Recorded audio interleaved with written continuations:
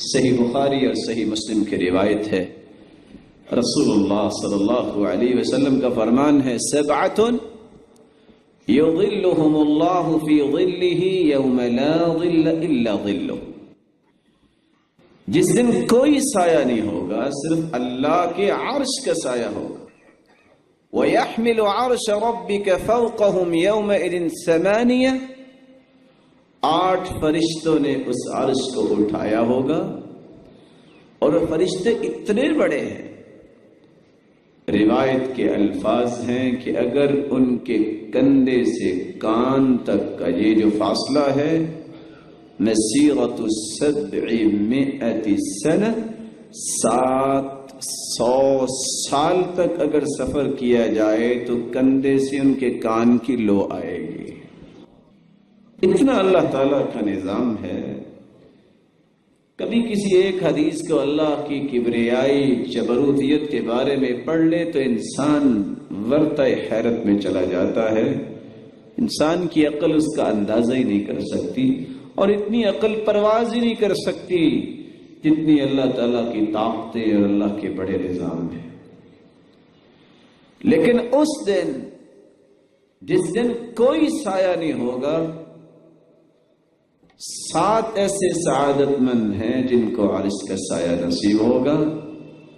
الامام العادل، ایسا حکمران جو عدل و انصاف کرنے والا ہے۔ وشاب نشأ فی عبادت اللہ، ایسا نوجوان جو اپنی جوانی کو اللہ کی عبادت میں گزارتا ہے۔ ورجل قلبه معلق في المسجد وفي رواية أخرى في المساجد، ایسا شخص جس کا دل مسجد کے ساتھ لگا ہوا ہے۔ ورجلان تحابا في الله اجتمعا عليه وتفرقا عليه، اور 2 ایسے مومن جن کی آپس میں اللہ کے لیے محبت ہے، وہ اللہ کی رضا پہ جمع ہوتے ہیں، اللہ کی رضا پہ جدا ہوتے ہیں۔ وَرَجُلٌ دَعَتْهُ امْرَأَةٌ ذَاتُ مَنصِبٍ وَجَمَالٍ فَقَالَ إِنِّي أَخَافُ اللَّهَ، اور 5واں وہ شخص جس کو منصب اور جمال والی عورت گناہ کی دعوت دے اور وہ کہے میں اللہ سے ڈرتا ہوں۔ وَرَجُلٌ تَصَدَّقَ بِصَدَقَةٍ فأخفاها حتى لا تعلم شماله ما تنفق يمينه، اور چھٹا وہ شخص جو صدقہ کرتا ہے اللہ کی رضا کے لیے، خفیہ صدقہ کہ دائیں ہاتھ سے صدقہ کرتا ہے اور اس کے بائیں ہاتھ کو بھی پتہ نہیں چلتا، دکھلاوا اور شہرت اس کو مقصود نہیں ہے۔ اور 7واں وہ شخص وَرَجُلٌ ذَكَرَ اللَّهَ خَالِيًا فَفَاضَتْ عَيْنَاهُ، ایسا شخص جو اللہ کی یاد میں بیٹھا ہے، اکیلا ہے، اور اللہ کی یاد اور اللہ کی جنت اور پھر اللہ کے عذابوں کو سوچتا ہے اور اس کی آنکھوں سے آنسو بہہ پڑتے ہیں۔ یہ 7 ایسے خوش نصیب لوگ ہیں جس دن ساری دنیا مصائب میں ہوگی، اللہ ان کو اپنے عرش کا سایہ نصیب فرمائیں گے۔ عرش کا سایہ اس کو نصیب ہوگا جو اللہ کا پسندیدہ ہے۔ سرتاج رسول کا فرمان ہے، من نفس عن غریبه او محا عنه كان بظل العرش یوم القیامہ۔ یہ صرف 7 لوگ نہیں، اگر احادیث کو اکٹھا کیا جائے تو 20 ایسی اور روایات موجود ہیں۔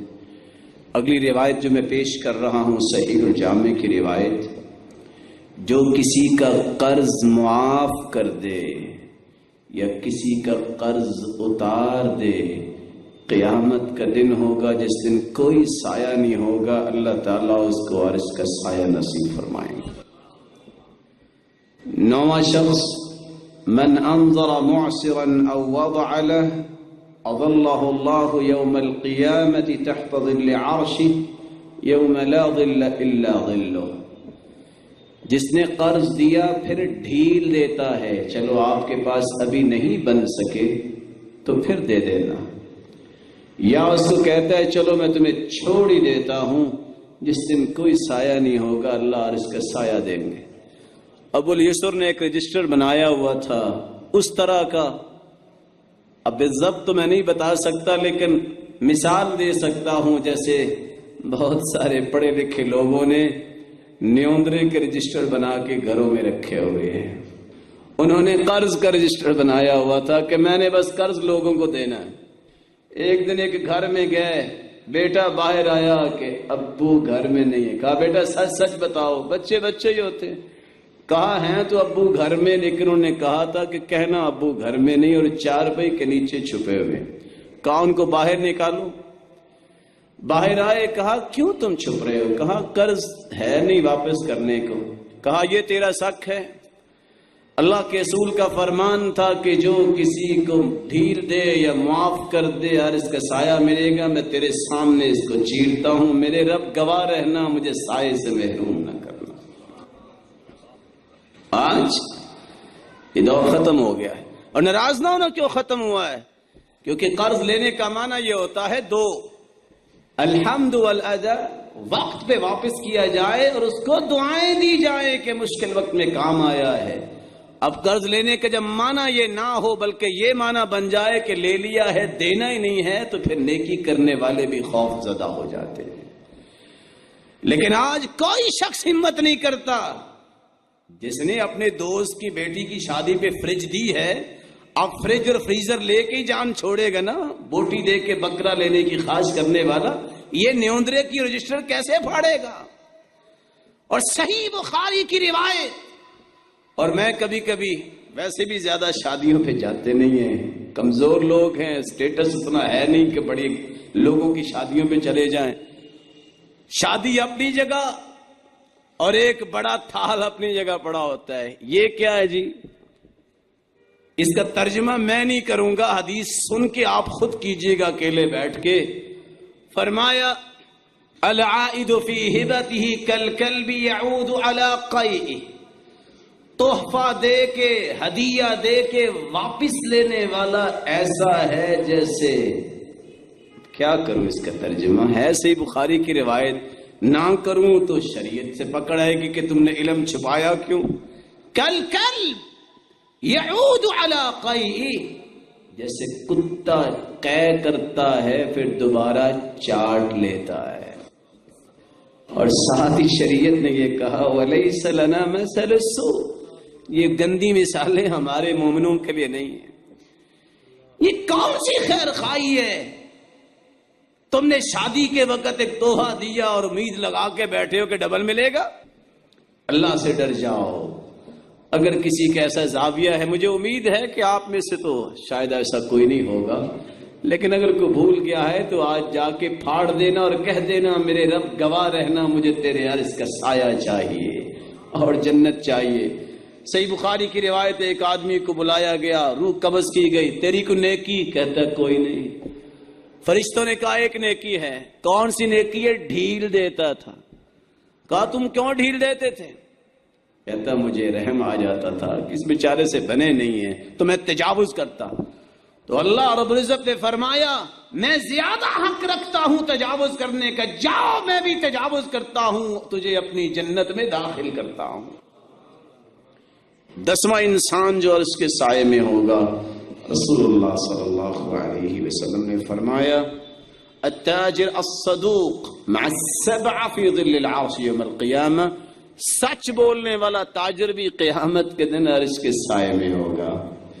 سچ بولنے والا۔ عبد الرحمن بن عوف کی بات سنی ہوئی آپ نے؟ ان سے کسی نے پوچھا بڑے کمال کے تاجر ہو، مٹی کا سودا کرتے ہو، سونے کا بھاؤ مل جاتا ہے، کرتے کیا ہو؟ کوئی ٹپس ہی بتاؤ۔ آج ہم سے پوچھتے ہم کہتے ہیں نہیں کچھ ایسی لائنیں ہوتی ہیں وہ بتا نہیں سکتے۔ نہ بتانا، یہ قبر میں لے جانا تھا کہ مسلمانوں کے اندر کوئی آسودگی نہ آ جائے۔ اور ان سے کہا کہ انہوں نے کہا کسی اور کو بھی بلاؤ پوچھنا ہے تو 3 راز بتائے۔ جب سے مسلمان ہوا ہوں میں نے آج تک تجارت میں جھوٹ نہیں بولا۔ آج تو چیئر پہ بیٹھے ہوتے ہیں باس صاحب، سامنے بندہ پوچھتا ہے جی فلاں صاحب ہیں، اپنی چیئر سے خود ہی اٹھ کے کھڑا ہو کے کہتا ہے کہ اس وقت وہ اپنی سیٹ پہ نہیں ہے۔ بات تو صحیح ہے، اپنی سیٹ پہ نہیں ہے۔ اور اللہ کے رسول کا مزاج یہ تھا كان إذا اطلع على أحد من أهل بيته كذب كذبة لم يزل عنه معرضا حتى يحدث منه توبة. پتہ چل جاتا فلاں نے جھوٹ بولا ہے، اس وقت کلام کرنا پسند نہ کرتے جب تک اس سے توبہ کروا نہ لیتے۔ آج کوئی کام کرنے والا گولی دے دے تو کہتے ہیں یہ بندہ بڑا ٹھیک ہے، اس نے منٹ لگایا اور بندے کو فارغ کر دیا، پیمنٹ نہیں کرنی پڑی۔ عبد الرحمن بن عوف کیا کہہ رہے ہیں؟ میں نے آج تک تجارت میں جھوٹ نہیں بولا۔ دوسرا راز، میں نے نماز با جماعت نہیں چھوڑی۔ اور تیسرا راز، میں نے کبھی نشہ نہیں کیا۔ 3 دن سے زیادہ میں جانور کو اپنے پاس نہیں رکھتا تھا۔ 1000 اونٹ میں نے خریدے اور جتنے کے خریدے تیسرے دن اتنے کے بیچ دیے۔ عقل اللہ نے دی تھی، میں نے کہا رسیاں میں اتاروں گا، رسیوں کو 1-1 درہم میں بیچ کے اللہ نے 1000 درہم اس میں بھی پروفٹ دے دیا۔ اللہ رب العزت مسلمان تاجروں کو برکتوں سے نوازے۔ حسد نہ کیا کرو، دعا کیا کرو۔ جو تجارت کر رہے ہیں مسلمان، اللہ تعالیٰ ان کی تجارت میں برکت فرمائے اور ان کو عزتوں سے نوازے، ان کو فتنوں اور آزمائشوں سے بچائے۔ رسول اللہ صلی اللہ علیہ وسلم کا فرمان ہے وَرَجُلٌ تَعَلَّمَ الْقُرْآنَ فِي صِغَرِ فَهُوَ يَتْلُوهُ فِي كِبَرِ، جو بچپن میں قرآن سیکھتا ہے بڑھاپے میں قرآن پڑھتا نظر آتا ہے، قیامت کے دن اللہ تعالیٰ اپنے عرش کا سایہ نصیب فرمائیں گے۔ رسول اللہ صلی اللہ علیہ وسلم نے فرمایا ان تکلم تکلم بعلم وان سکت سکت عن حلم، ایسا انسان بھی عرش کے سائے میں ہوگا جو بات کرتا ہے تو علمی بات کرتا ہے، خاموش ہوتا ہے تو حلم اور بردباری کی وجہ سے خاموش ہوتا ہے، یہ بھی اللہ کے عرش کے سائے میں ہوگا۔ رسول اللہ صلی اللہ علیہ وسلم کا ایک فرمان جو آج امت بھولتی جاری ہے، معمولی سی بیماری، معمولی سی تکلیف ہو، سب سے پہلے کہتے ہیں پیناڈول ہے، حرج کو نہیں، کھا لینی چاہیے پیناڈول۔ لیکن اللہ کے رسول کیا فرماتے ہیں داووا مرضاکم بالصدقہ، ظل المؤمن یوم القیامت صدقتہ، جس دن کوئی سایہ نہیں ہوگا جو تم نے دنیا میں صدقہ کیا ہوگا، قیامت کے دن تمہارے لیے سایہ بن جائے گا۔ داووا مرضاکم بالصدقہ، اپنی بیماریوں کا علاج صدقے کے ساتھ کرو۔ جن لوگوں کو یہ بات یاد ہے، آج بھی ارض حجاز ہم دیکھتے ہیں کوئی مسئلہ بنے پہلے صدقہ کرتے ہیں، ڈاکٹر کے پاس بعد میں جاتے ہیں۔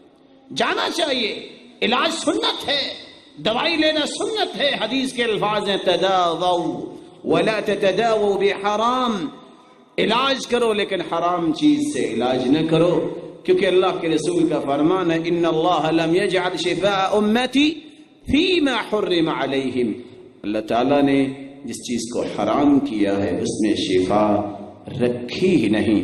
اللہ رب العزت ہم سب کو عرش کا سایہ نصیب فرمائے، ہماری اولادوں کو عرش کا سایہ نصیب فرمائے، ہمارے والدین کو عرش کا سایہ نصیب فرمائے، اور قیامت کے دن اپنے محبوب کی رفاقت نصیب فرمائے اور اپنے دیدار کا مستحق بنائے۔ وآخر دعوانا الحمدللہ۔